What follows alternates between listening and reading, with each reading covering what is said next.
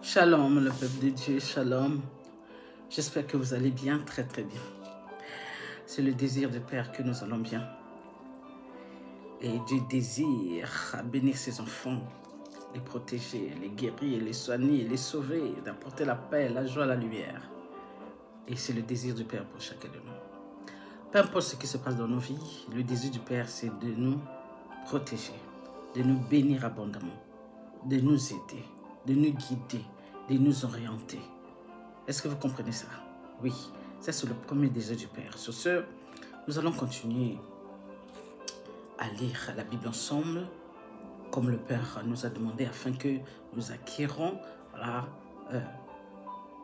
les vérités du Père que nous n'avons pas encore.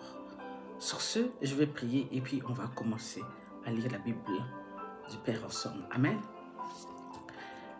Tendre Père, merci Père de permettre ce moment d'être dans ta présence afin de lire la Bible ensemble avec mes frères et sœurs. Merci Père, parce que dans ta parole, Père, tu dis, mes enfants meurent, manquent de connaissance.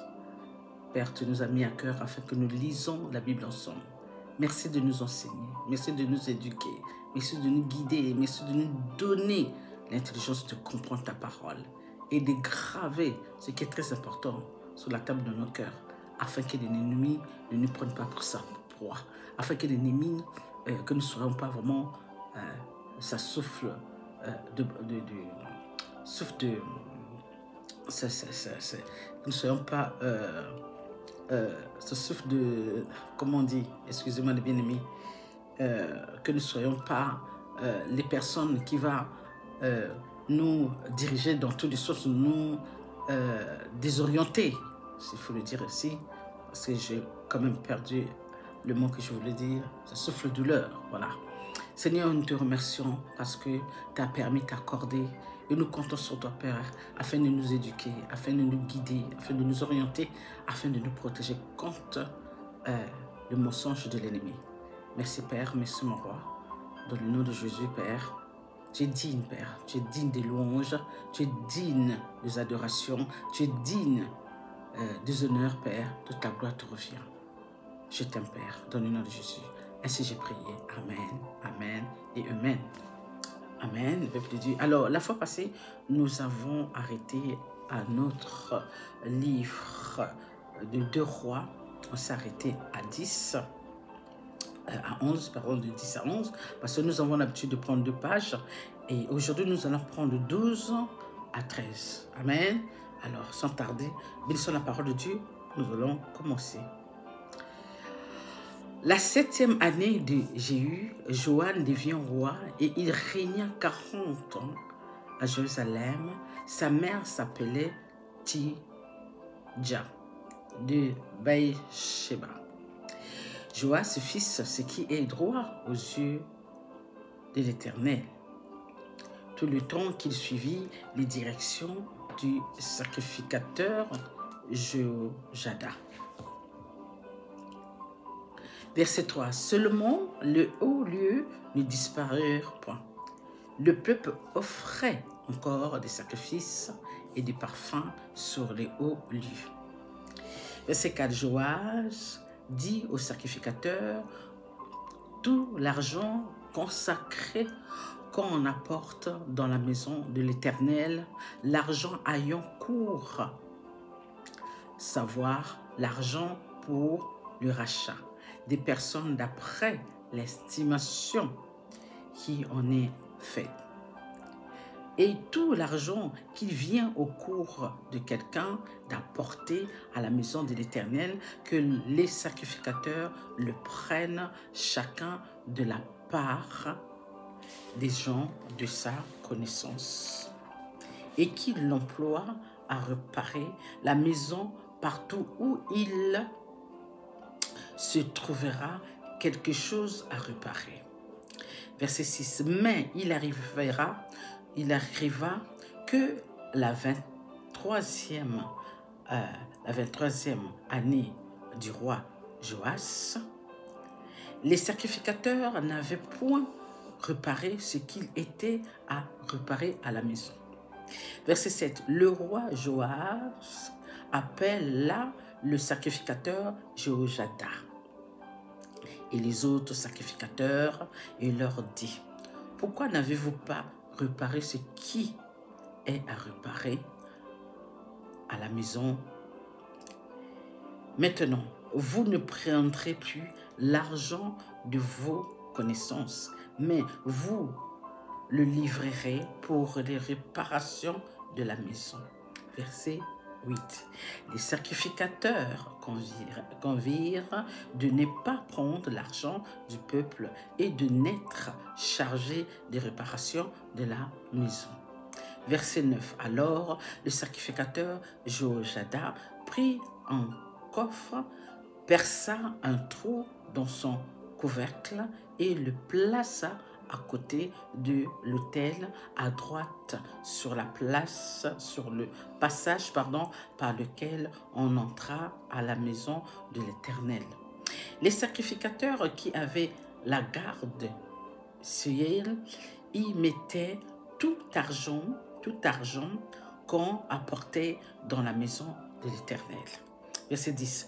Quand ils voyaient qu'il y avait beaucoup d'argent dans le coffre, le secrétaire du roi montait avec le souverain sacrificateur et il serrait et comptait l'argent qui se trouvait dans la maison de l'Éternel. Verset 11. Il remettait l'argent pesé entre les mains de ceux qui étaient chargés de faire exécuter l'ouvrage dans la maison de l'Éternel. Et l'on employait cet argent pour des charpentiers, n'est-ce pas? Et pour les ouvriers qui travaillaient à la maison de l'Éternel.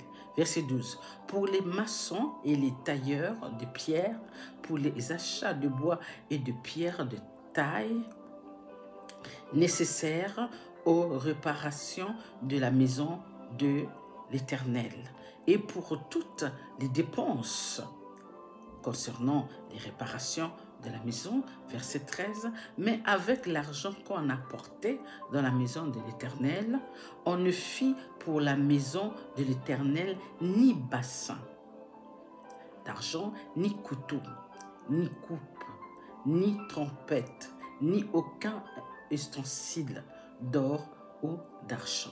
Verset 14. On le donna à ceux qui faisaient l'ouvrage afin qu'ils l'employassent à réparer la maison de l'Éternel. Verset 15. On ne demandait pas de compte aux hommes entre les mains desquels on remettait l'argent pour qu'ils le démassent à ceux qui faisaient l'ouvrage, car ils agissaient avec probité.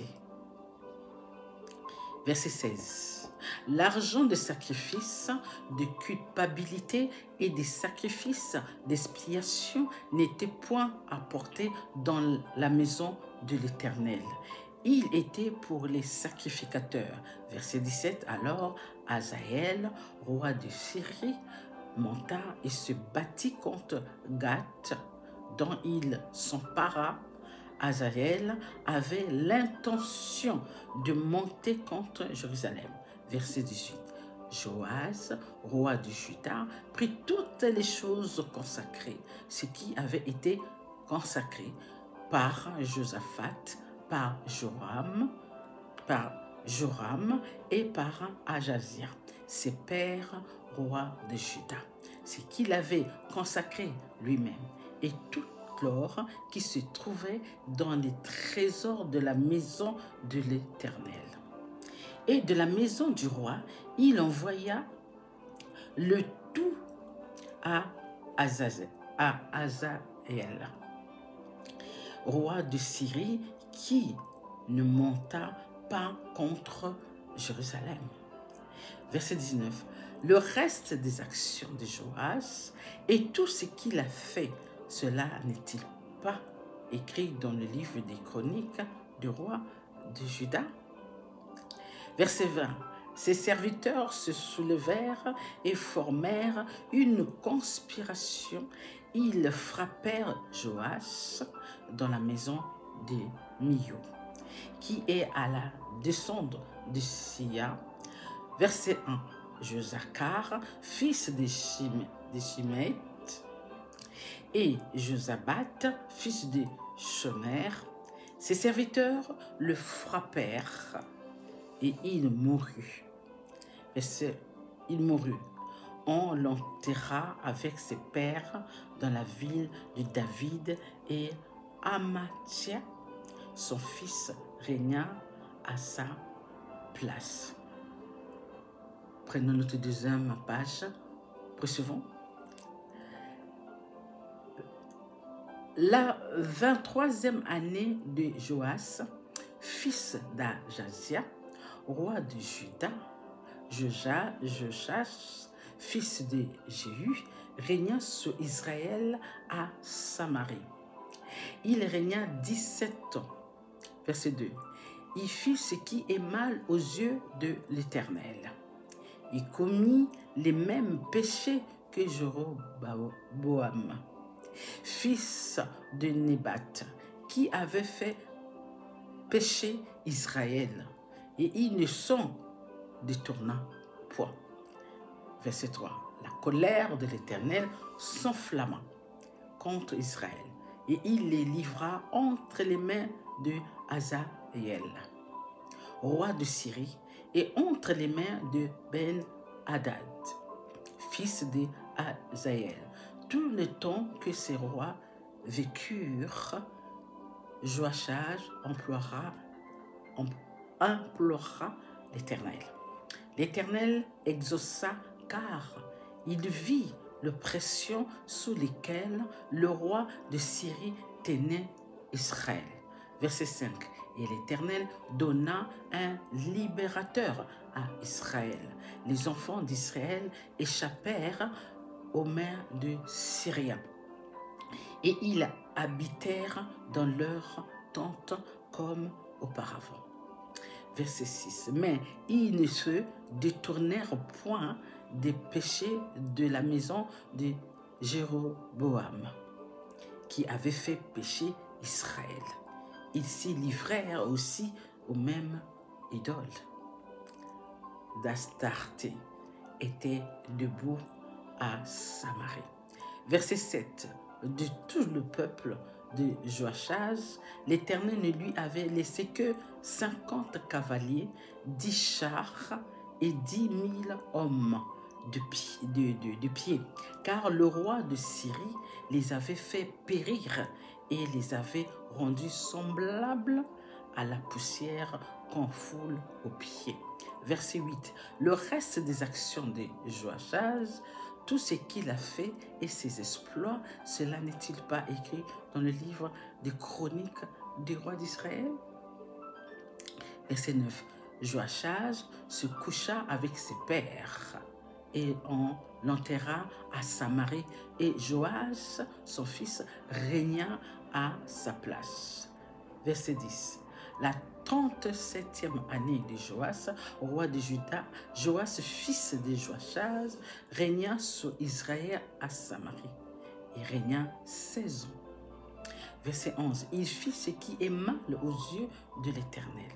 Il ne se détourna aucun des péchés de Jéroboam, fils de Nabat, qui avait fait pécher Israël, et il s'y livra comme lui. Le reste des actions de Joas, tout ce qu'il a fait, ses exploits et la guerre qu'il eut avec Amathia, roi de Juda, cela n'est-il pas écrit dans le livre des chroniques des rois d'Israël? Verset 13. Joas se coucha avec ses pères et Jéroboam s'assit sur son trône. Joas fut enterré à Samarie avec les rois d'Israël. Verset 14. Élisée était atteint de la maladie dont il mourut, et Joas, roi d'Israël, descendit vers lui, pleura sur son visage et dit: mon père, char d'Israël et sa cavalerie.